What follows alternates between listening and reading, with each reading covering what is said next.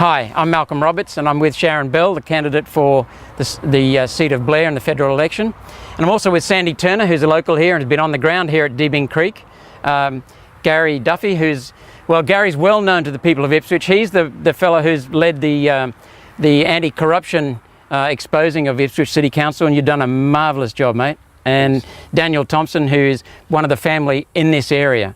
So Sandy, you know more about it. You've been on the ground for quite a while now. Thank you, Malcolm. Basically, at the end of the day, these people have been dispossessed of lands granted for their use. It hasn't been done legally from what we can see at this point in time. We're still searching for our documentation, but it doesn't appear that it's been done legally. The limited heritage that they have now is on that mission. They were taken off their original lands, placed on the mission by the government of the day against their will. They have even less heritage and history on this country at this point in time than what we do.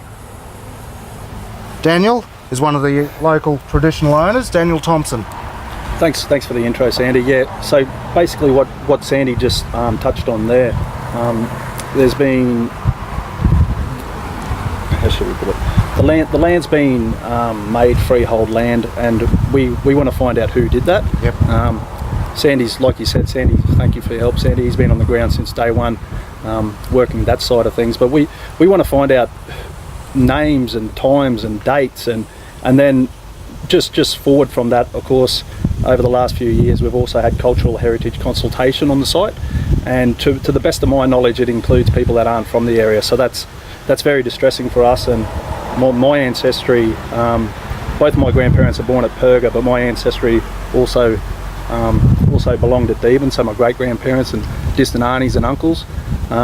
This site means the world to us. You know, it's our culture, and we want to practice culture on that land. And so we're looking for any avenues at all so we can get back on the land and practice our culture. Okay, so Gary, you're familiar with how this land was taken away back in 1917? Yeah, so when Daniel first contacted me in 2014, we started having a look at what was happening in the area, and how it came about to be transferred out of heritage mission land into or indigenous mission land into freehold land. Mm-hmm.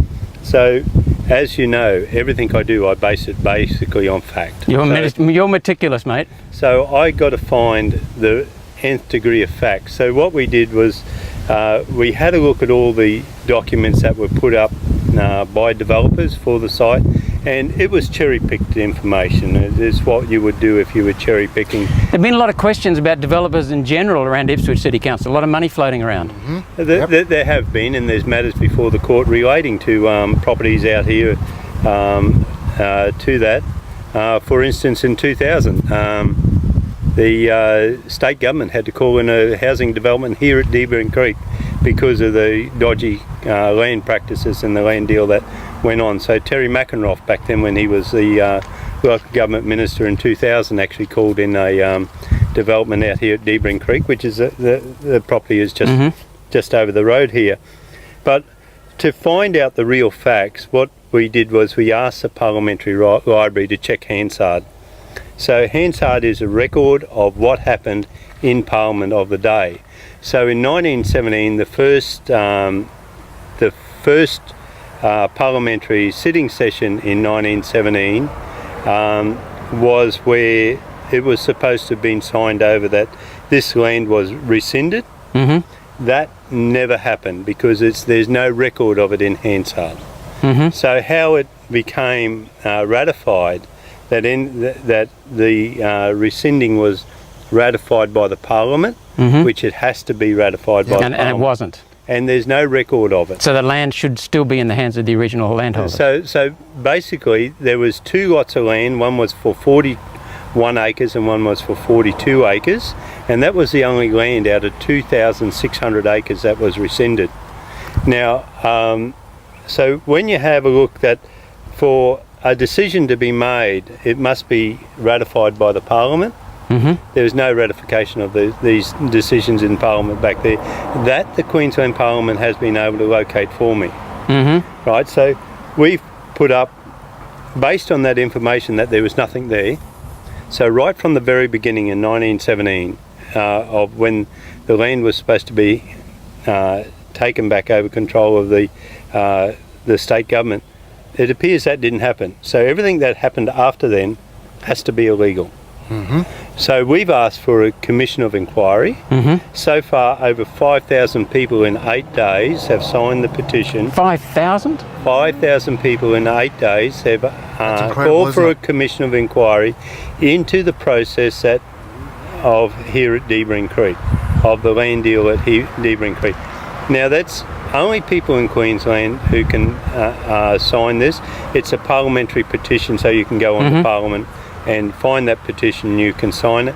You only sign it once, because unlike what they did with Lady Salento, where they used one computer to sign it 3,000 times, on the parliamentary one, you get to sign it once and that's it. That's it. Yeah, Malcolm, you'll put that link on the clip, won't you? Yeah. Now, so Gary, the whole question of the land ownership is open. The whole question of the land ownership is open, and the only way we will really find any truth is if we have a commission of inquiry into it. Now, we're not talking tuppence here. We're talking millions and millions and millions of dollars on a company that's going to make hundreds of millions or billions of dollars. But Gary, just quickly, that's not our fault. Yeah. So we noticed, like Daniel, you got a very good point, is that when Channel 7 or the media were out here the other day at the protest, we had a lot of people in Queensland, and look, I asked the people of Queensland to keep an open mind, because it is not the Indigenous people's fault. They didn't do the grubby land deals. They weren't involved in any of this.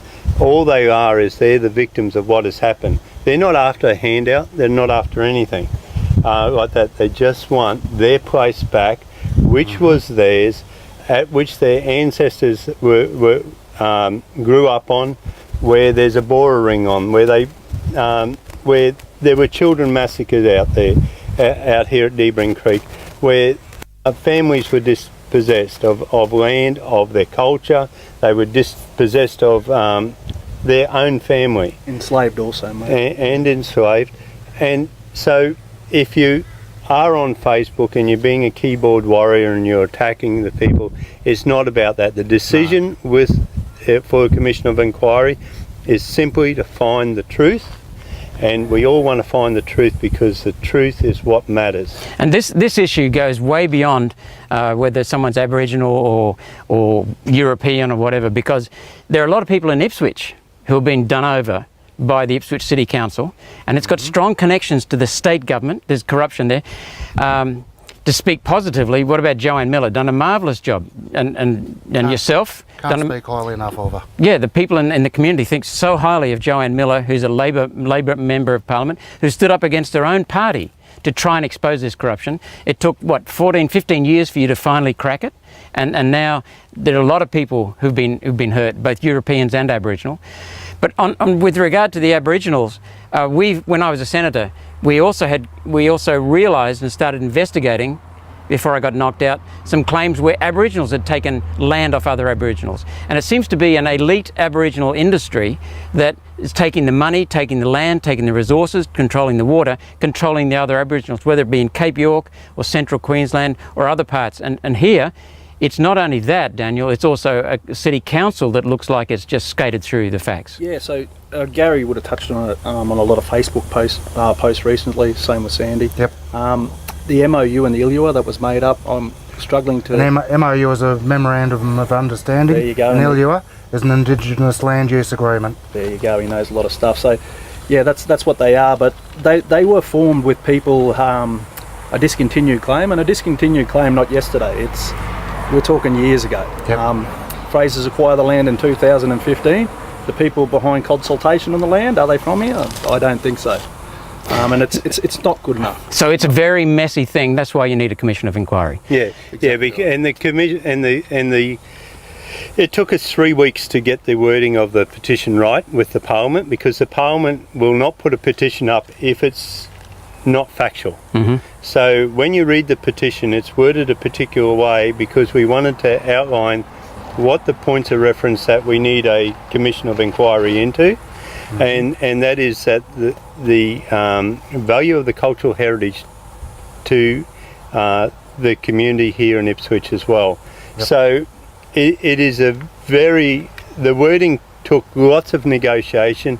I had to put a lot of evidence up to the clerk of the Parliament before he would approve the petition.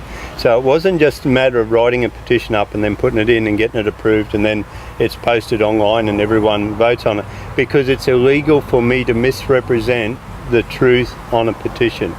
So the petition has to be based on fact, and it is based on fact. So when you see that petition, there was a lot of background work that went into it. It didn't just happen to be made up. It had to be based on the facts that were available, and that's why if you sign it, you're signing something that's not being deceptive, and it's based on a factual outcomes. So you go ahead. There's a lot of these petitions you'll see to the Parliament that are simply calling for a footpath somewhere. This is not a trivial petition. This is a major petition with major ramifications. And also, just in finishing up, you can see how complex things are, Sharon. A very difficult situation. Yeah, and these are the kinds of things that MPs have to wade themselves through. Actually, most MPs avoid them, because we've been dealing with the Aboriginal... I'd like to be able to avoid it, Malcolm, but it's, I know, close to me. but a lot of MPs actually dodge this thing because of the lack of This starts from the lack of accountability in Canberra, Daniel. There's a lack of accountability in federal government, lack of accountability in state parliament, very close connections between the corrupt Labor Council and the state government, and these things have been covered over for so many years. Thank you so much, Gary, for what you've done in exposing the corruption. How many people now up on charges, serious charges in Ipswich? 15. 15, one city council. How many councils are now under investigation? How many mayors? There's 5. 5 mayors. In Queensland. So you can see this is just symptomatic. Daniel's issue is really important to the people here. But this is one hell of an issue for the whole of Queensland, because we've got 5 mayors under investigation. We've got so many council officers. We've now got a new organisation that you've helped found called the Queensland Local Government Reform Association. It is that bad in this state. So we really need to have a look at the whole of governance in this country. And that's why we need people like this lady in Parliament. And you put your hand up too? I have. I'm running as an independent here in the Blair as well. As you can see, I get along very, very well with One Nation. We share a lot of the same views. We can work together. We need to take the politics out of it though. This isn't about politics. It's about right and wrong. It's about doing the right thing for Australia. We just came from right and wrong, didn't we, Sandy, at the incinerator? We did. Yes. And one final thing, you're going for mayor, aren't you? Yes, I'm in 2020. Yes, I'm running for mayor. Just on one point, I'm not a founding member of QLGRA. Okay, sorry. So I know you're active in it, very active. Yeah, so I'm just a committee member, but we work on a different system. Well, I've got to say thank you very much. We've been in close touch for a couple of years now. Thank you very much for what you're doing for our state, not just the City of Ipswich. And City of Ipswich, you've dragged City of Ipswich out from under the claws of a few very corrupt people. Yeah, and don't think it's over yet, because they're still trying and they're still beating their drums around the city, hoping to get back in. So we still got a fight on our hands, as Daniel has got a fight on his hand, as you guys have got a fight on your hand when you run for Blair, because you're running against a organisation that wants to hide the truth. Our Commission of Inquiry, through the Parliament, they cannot hide the truth, because anyone can be called. Daniel can be called and his evidence will be taken in. Everyone can be called. It's not like a court case or a court hearing where the one side gets to select who goes there. Commission of Inquiry, everyone gets an opportunity to present. And I want to say one final thing, and that's to the people of Ipswich, because you have given the Labor Party year after year in office. They're taking you for granted. They're being very arrogant. They're treating you disrespectfully. They're not listening to you. And this is the result. And we've got people here standing up for people of Ipswich. You've got to stop voting for Labor. Vote for someone else, because you've got to bring Ipswich back into the modern days. You've been taken advantage of and been run over. And so for goodness sake, let's bring democracy back to federal parliament, bring democracy back to the state parliament, and bring democracy back to the local government. And I thank you all very, very much for what you're doing. Gary, congratulations on your achievement so far, mate. Thank you. No worries. Thanks. Thank you. Thank you.